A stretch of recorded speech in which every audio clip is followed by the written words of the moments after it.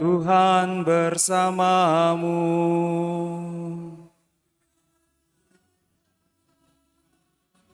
Inilah Injil suci menurut Matius. Dimuliakan.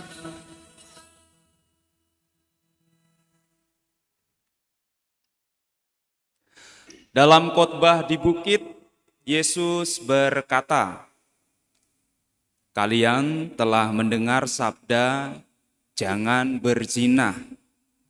Tetapi aku berkata kepadamu, barang siapa memandang seorang wanita dengan menginginkannya, dia sudah berbuat zina dalam hatinya. Maka jika matamu yang kanan menyesatkan dikau, cungkillah dan buanglah, karena lebih baik bagimu satu anggota badanmu binasa daripada badanmu seutuhnya dicampakkan ke dalam neraka. Dan jika tangan kananmu menyesatkan dikau, penggalah dan buanglah. Karena lebih baik bagimu satu anggota badanmu binasa daripada dengan badanmu seutuhnya masuk neraka. Telah disabdakan juga, barang siapa menceraikan istrinya harus memberi surat cerai kepadanya. Tetapi aku berkata kepadamu, barang siapa menceraikan istrinya kecuali karena zina, dia membuat istrinya berzina. Dan barang siapa kawin dengan wanita yang diceraikan, dia pun berbuat zina."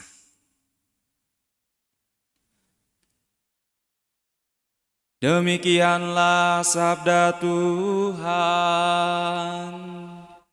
Terpujilah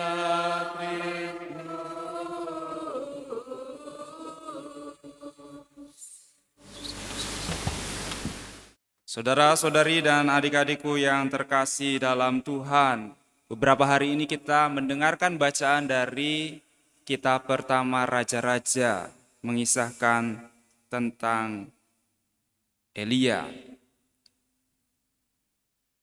Ketika saya membaca ini, kemudian saya membayangkan, wah, Nabi Elia ini sepertinya anak gunung, karena di bacaan sebelumnya dia baru saja dari Gunung Karmel, dan hari ini diceritakan dia tiba di Gunung Horeb, ya, untuk mendengarkan Allah. Kita juga sewaktu-waktu ya haruslah ke gunung atau ke pantai atau ke mana healing supaya bisa mendengarkan suara Tuhan. Kenapa? Karena memang dalam hiruk pikuk kehidupan, pengalaman orang-orang kudus, pengalaman para nabi, bahkan Yesus sendiri menunjukkan bahwa dalam hiruk pikuk hidup kita seringkali sulit untuk menemukan kehadiran Tuhan. Sering waktu kita mendengar Yesus pergi berdoa dalam suasana sunyi pagi-pagi sekali.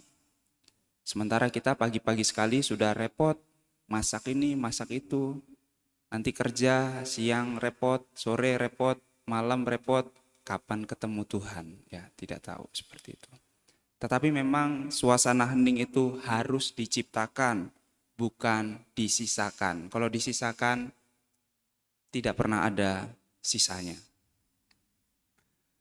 Dari pengalaman Elia, dia pikir Tuhan yang maha besar itu, maha kuasa itu muncul dari peristiwa-peristiwa besar. Ternyata tidak.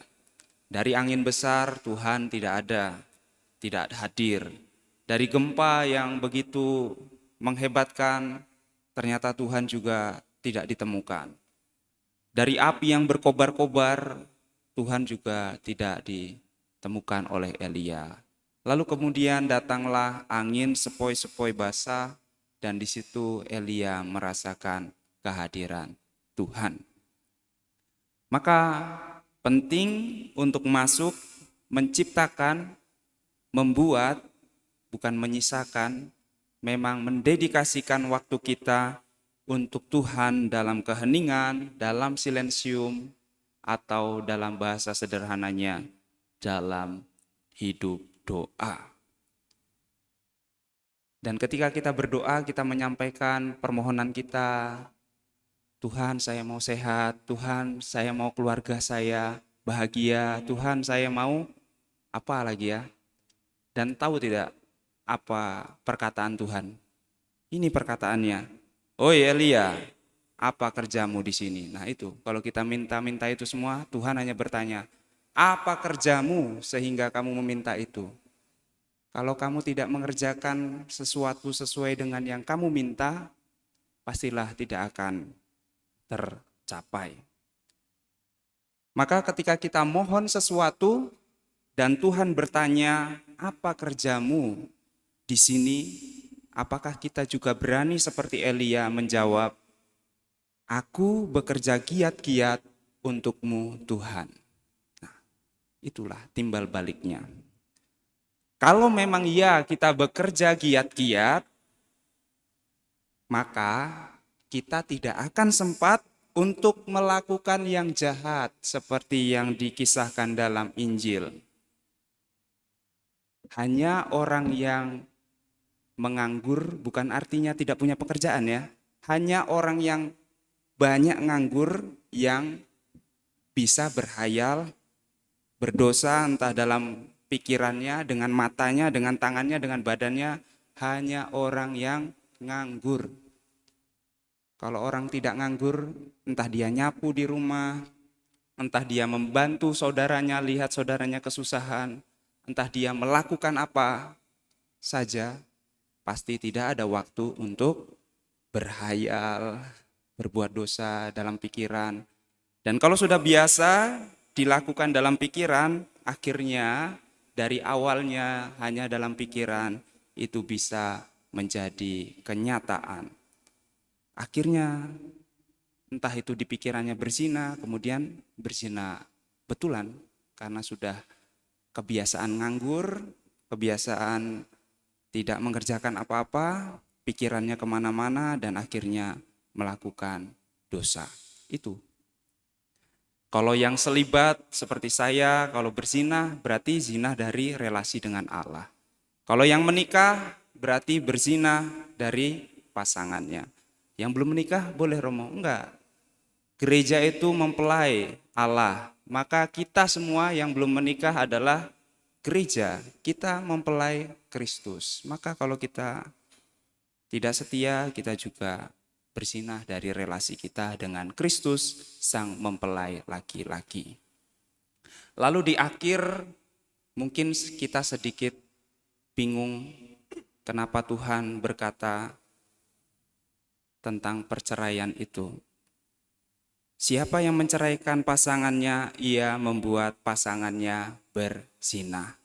Lalu Tuhan berkata, tapi kalau ia menceraikan karena pasangannya zina, nah,